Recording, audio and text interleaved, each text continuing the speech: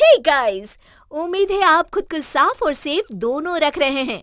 बहुत जरूरी है हम सबका इस वायरस से बचना, जागरूक रहना और इससे जुड़ी हर खबर के बारे में पता होना। इसलिए हेलो लाया है fight against corona virus initiative, जिसके जरिए आपको इस वायरस से जुड़े हर सेफ्टी मेजर और हर खबर के बारे में रेगुलर अपडेट्स मिलते रहेंगे। Stay safe. Download the hello app now.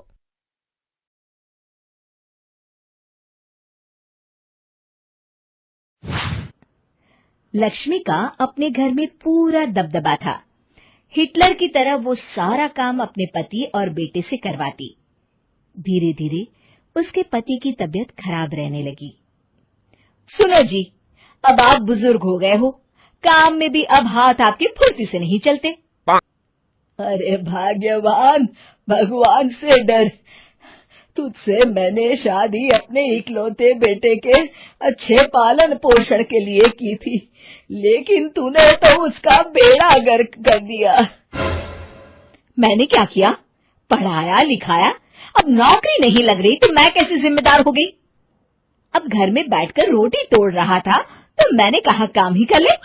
एक तो भला करो और ऊपर से बातें सुनो। तभी सारंग वहां आ जाता है। बहुत भूख लगी है माँ, कुछ खाने को दे दो। अब तुम्हारे पापा का हाथ तो चल नहीं रहा है। मैं ही जा रही हूँ आज किचन में, बनाती हूँ कुछ। हे भगवान, कैसे होगा इतना काम मुझसे? लक्ष्मी किचन में काम कर रही होती है कि तभी अचानक उसे आइडिया आता है।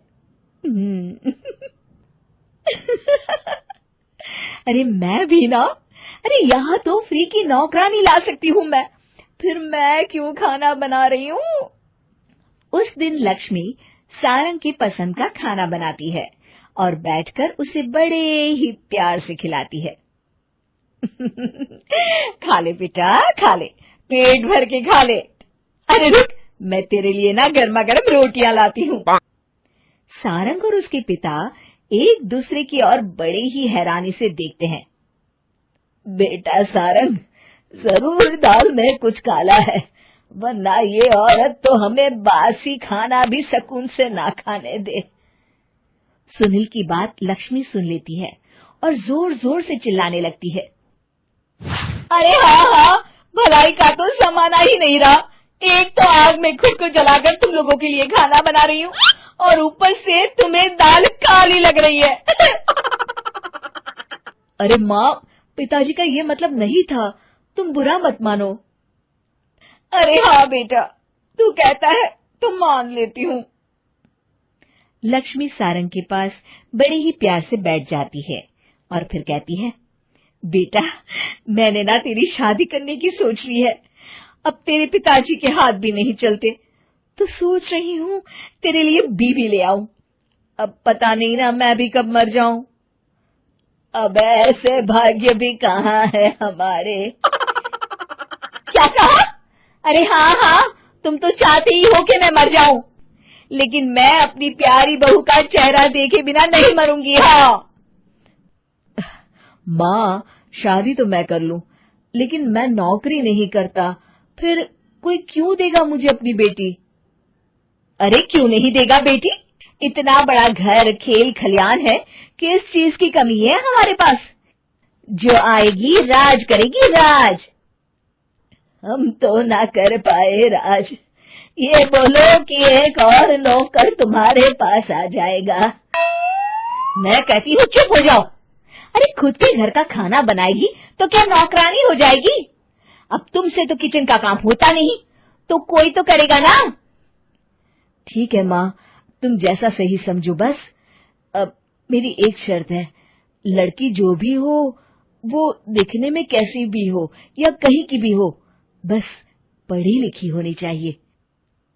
अरे हाँ, ला देंगे पढ़ी लिखी बेटा, मैंने कौन सा काम करवाना है उससे। हाँ। और फिर एक दिन पास के गांव की ही रति से सारंग की शादी हो जाती है।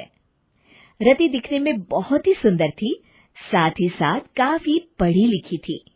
रति को लक्ष्मी के सौतेले होने की बात पता नहीं थी। शुरू शुरू में जब रति ने सारंग को घर का काम करते देखा तो हैरान रह गई।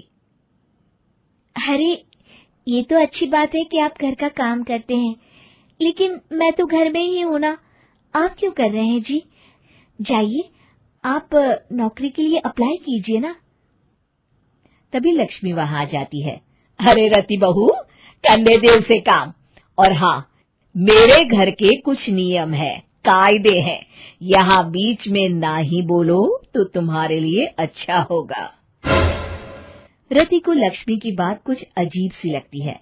वो समझ नहीं पाती है कि वो ऐसा व्यवहार क्यों कर रही है, लेकिन उसे लक्ष्मी के सौतेले होने के बारे में कुछ पता नहीं चलता है। फिर एक दिन तो हद ही हो जाती है।